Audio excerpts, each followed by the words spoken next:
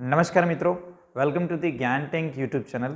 આજે આપણે જે છે ટેટ 1, ટેટ 2, ટાટ 1, ટાટ 2 આ બધી પરીક્ષાઓ શું છે, આ બધી પરીક્ષાઓના સિલેબસ શું છે, શું વાંચવું જોઈએ અને કઈ રીતે આ પરીક્ષામાં સારા માર્ક્સ લાવી શકાય, એ બધા જ મુદ્દા પર આજે વાત કરવાના છીએ. તો વિડીયોને અંત સુધી જોજો. જો તમે એક શિક્ષક બનવા માંગતા હોય તો આ વિડીયો તમારા માટે ખૂબ ઉપયોગી છે. તો સૌપ્રથમ કોઈ પણ પરીક્ષાની આપણે તૈયારી કરતા હોઈએ ત્યારે જે તે પરીક્ષાનું આપણને ટાઈમ ટેબલ એટલે કે એનું જે છે શિડ્યુલ, એક રીતે આપણે કહીએ તો સિલેબસ એનો આપણને ખબર હોવો જોઈએ. જો પરીક્ષાનું સિલેબસ તમને ખબર હોય, ખબર તો શું તમને મોઢે હોવો જોઈએ સિલેબસ, પરીક્ષાનું સિલેબસ તમને મોઢે હોવો જોઈએ તો જ તમે એ પરીક્ષાની તૈયારી કરો છો એવું કહી શકાય.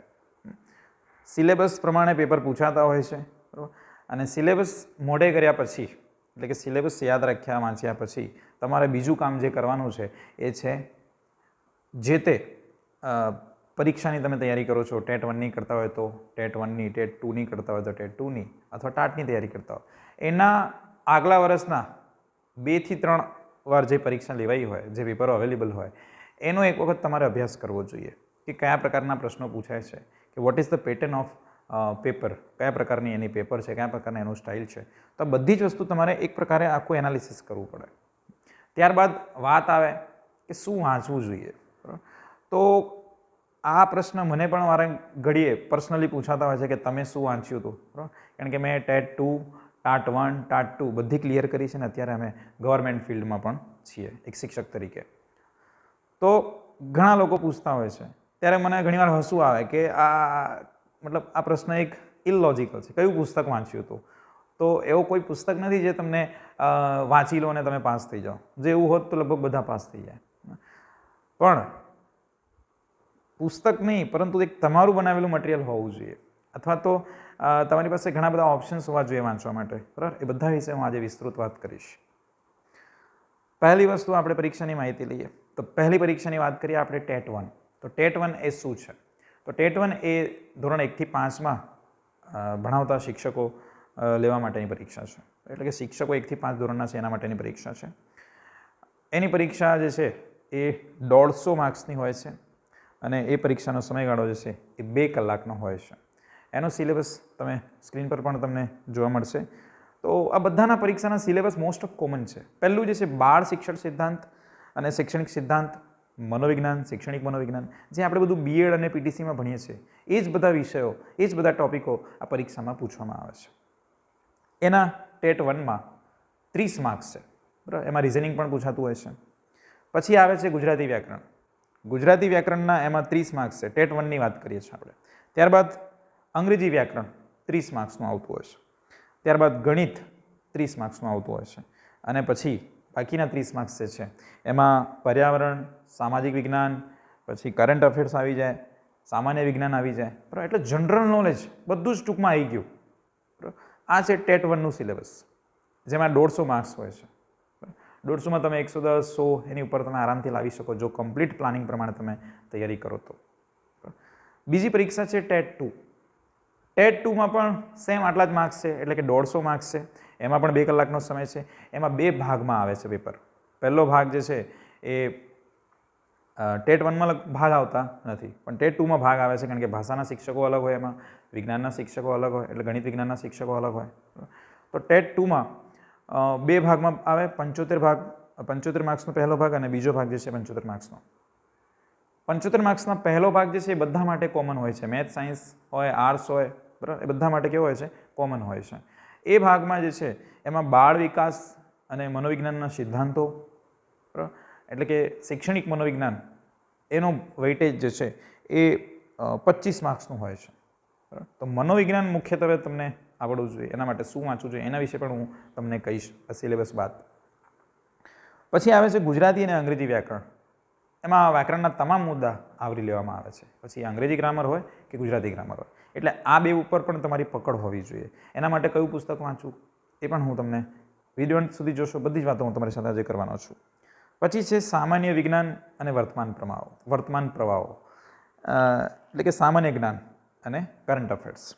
એના 25 માર્ક્સ, એટલે મનોવિજ્ઞાનના 25 માર્ક્સ, ગુજરાતી ગણિત, ગુજરાતી અને અંગ્રેજીના 25 માર્ક્સ, અને બાકીનું સામાન્ય જ્ઞાન કહો, કરંટ અફેર્સ કહો, ભૂગોળ કહો, અથવા તો બીજો હિસ્ટ્રી કહો, ગમે એ પ્રશ્ન એમાં આવે. એટલે કે સામાન્ય જ્ઞાનના એમાં પ્રશ્નો આવે.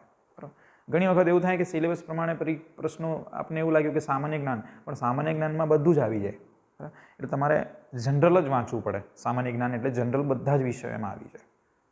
કરંટ અફેર્સ પણ ખાસ કરવું પડે. તો આ 75 માર્ક્સ થઈ ગયા. અને બાકીનો જે વિભાગ બી છે, એટલે કે સેક્શન 2 છે, પાર્ટ 2 છે, એમાં જે તે વિષયને લગતા, માની લો કે ટેટ 2 હોય તો એ 6 થી 8 ધોરણમાં જે શિક્ષક બનવા માંગતા હોય એમના માટેની પરીક્ષા છે. તો ધોરણ 6 થી 8માં જે પુસ્તકો છે જે તમારા વિષયના, માની લો કે હું અંગ્રેજી વિષયનો શિક્ષક છું એટલે મારે ભાષા ગણાય, અને ભાષા એટલે ચારેય ભાષાના 6 થી 8 ધોરણના 4 પુસ્તકો મારે શું કરવા પડે? વાંચવા પડે, તૈયાર કરવા પડે. તો આ એનો સિલેબસ થઈ ગયો. ગણિત વિજ્ઞાનનો વિદ્યાર્થી હોય તો એ જે છે ધોરણ 6 થી 8ના ગણિત વિજ્ઞાનના પુસ્તકો વાંચશે. એવી રીતે સામાજિક વિજ્ઞાનનો હશે તો સામાજિક વિજ્ઞાનના પુસ્તકો વાંચશે. So this is the simple syllabus 6 થી 8નો. હવે વાત કરીએ 9 થી 12 સુધી, એટલે કે ટાટ 1. પહેલાં તો સમજી લઈએ ટાટ 1 એટલે શું. ટાટ 1 9, 10 એટલે કે માધ્યમિક માટે હોય છે, અને ટાટ 2 એ જે છે 11, 12 એટલે કે હાયર સેકન્ડરી માટે હોય છે. ટાટ 1 અને ટાટ 2માં ફરક શું છે? તો કે જે એનો જે પાર્ટ 2 છે એમાં 9, 10ના પુસ્તકો વાંચવાના છે, અને 11, 12માં જે છે 11, 12ના પુસ્તકો વાંચવાના છે. પાર્ટ 1 બંનેમાં કોમન છે.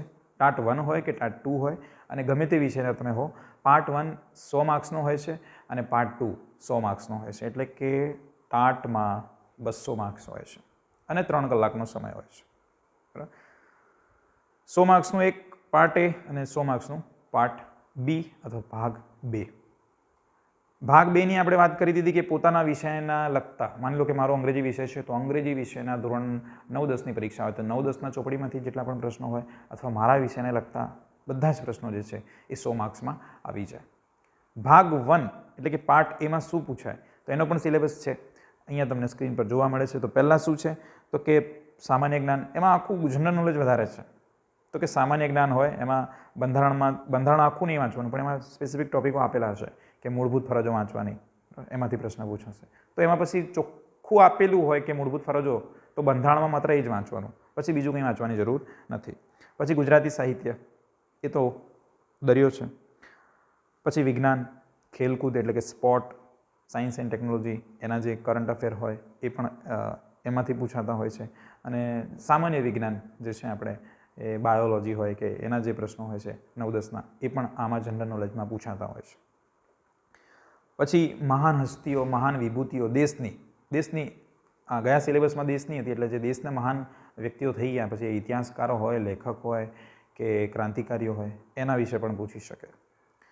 પછી ઇતિહાસ, એ ગુજરાતનો ઇતિહાસ, ભારતનો ઇતિહાસ, ભૂગોળ, ગુજરાતની ભૂગોળ, ભારતની ભૂગોળ, એટલે આખું જનરલ થઈ ગયું. બરાબર. તો એ બધું જ વાંચવું પડે. એટલે આખું જનરલ નોલેજ આવી ગયું, કરંટ અફેર્સ આવી ગયા, ઇતિહાસ, ભૂગોળ, સમાજ, આ બધું જ જે છે પાર્ટ 1માં આવી જાય. એટલે એ બધું જ તમારે જનરલ તૈયારી કરવી પડે. કોઈ પર્ટિક્યુલર ટાટની પુસ્તક આવે ને એ વાંચી લો તો થઈ જાય, that is the wrong belief. A belief બિલકુલ ખોટી છે. તો એવી રીતે ક્યારેય તૈયારી થાય નહીં. બરાબર. આ જે મેં કીધા મુદ્દા જનરલ નોલેજના, એમાં 25 માર્ક્સનું આ પૂછાય છે. અને પછી એમાં આવે છે ગુજરાતી 30 માર્ક્સનું આવે છે. ગુજરાતી ભાષા, એમાં સાહિત્ય આવી ગયું, ગ્રામર આવી ગયું. અંગ્રેજી ભાષાનું એટલે કે ગ્રામરમાં, એમાંથી 30 માર્ક્સ બધા માટે પહેલા ભાગમાં. બરાબર. પછી આવે છે મનોવિજ્ઞાન. બરાબર.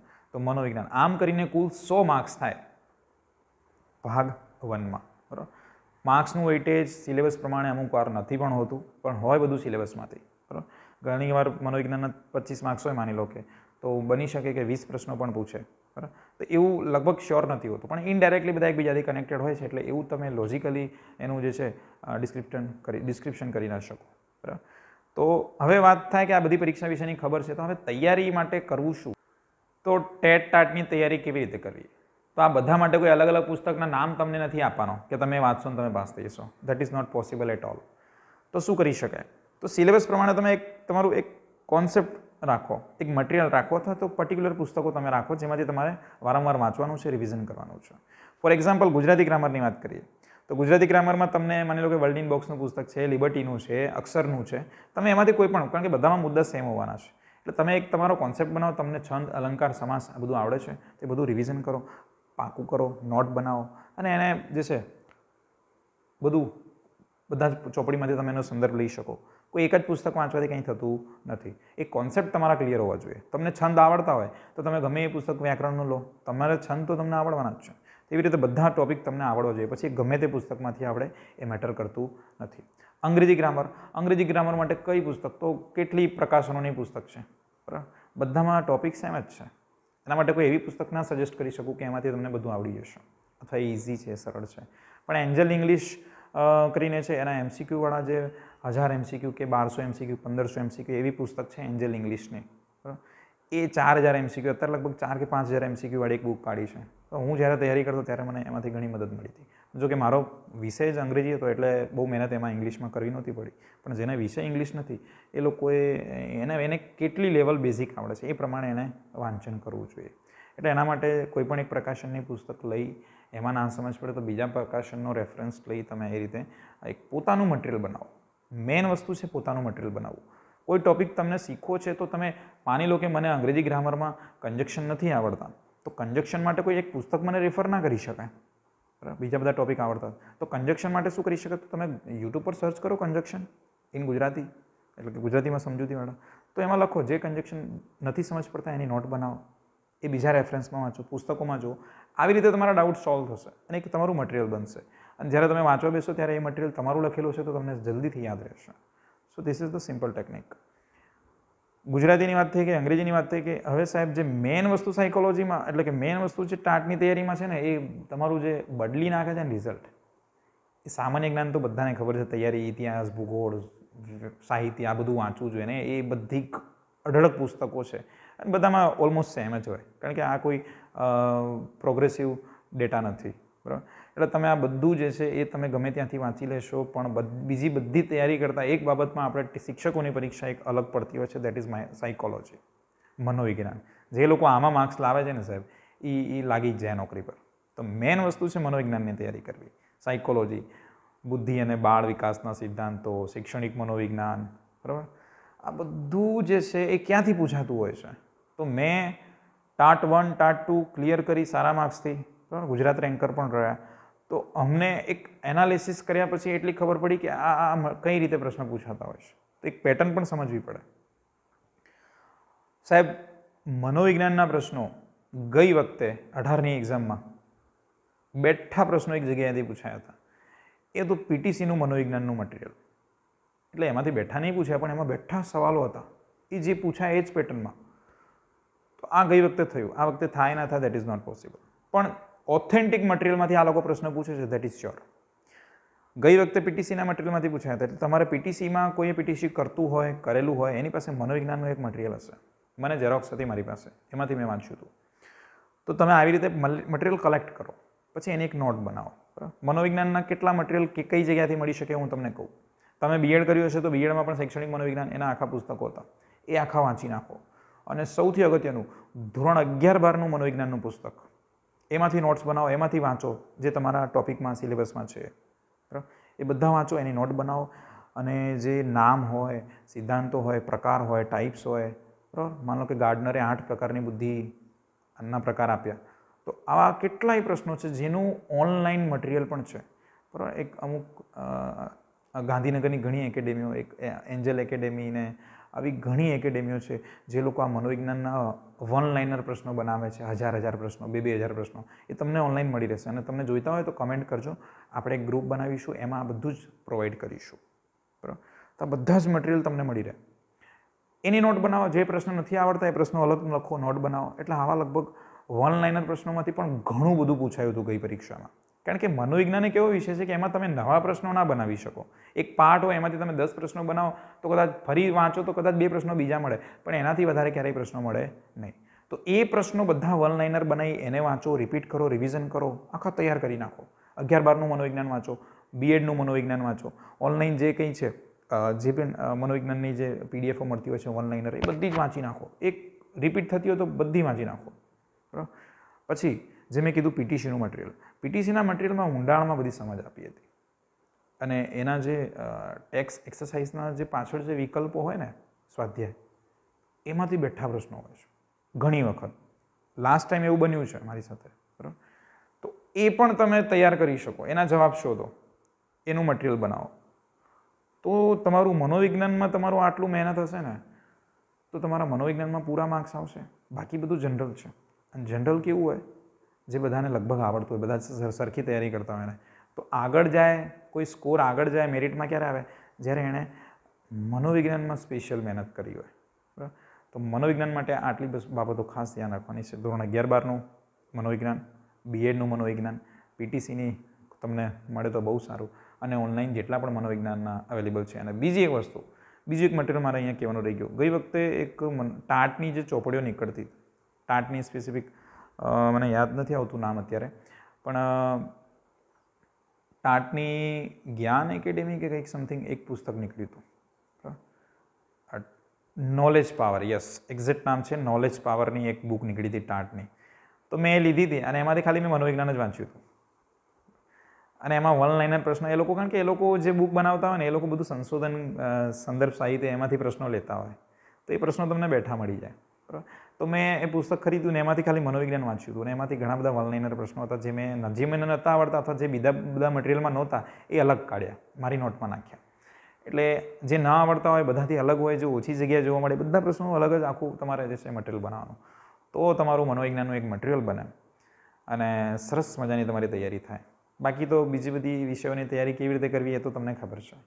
શિક્ષકોની તૈયારીમાં સૌથી અગત્યનું છે મનોવિજ્ઞાન, અને એની તૈયારી કેવી રીતે કરવી આપણે વાત કરી લીધી, બરાબર. હજુ પણ તમને કંઈ પ્રશ્ન હોય, કંઈ મૂંઝવણ હોય તો you can ask me in the comment box. We will try to give you the reply as early as possible. So thank you once again for watching this video. આગળનો વિડીયો ટાટની પરીક્ષા આવે છે, ટેટની પરીક્ષાના સમાચાર સંભળાય છે, ટેટની ભરતીના સમાચાર સંભળાય છે. તો જેવા નોટિફિકેશન આવશે એ પ્રમાણે પ્રયત્ન કરીશું કે જે કંઈ પણ શિક્ષકો ભાવિના છે બનવા, જે લોકો તૈયારી કરી રહ્યા છે, એમને એક મદદ મળી રહે એના માટે વિડીયો બનાવવાનો પ્રયત્ન કરીશું. તો જોઈએ આગળ કેવી રીતે છે, ક્યારે નોટિફિકેશન આવે છે, બરાબર.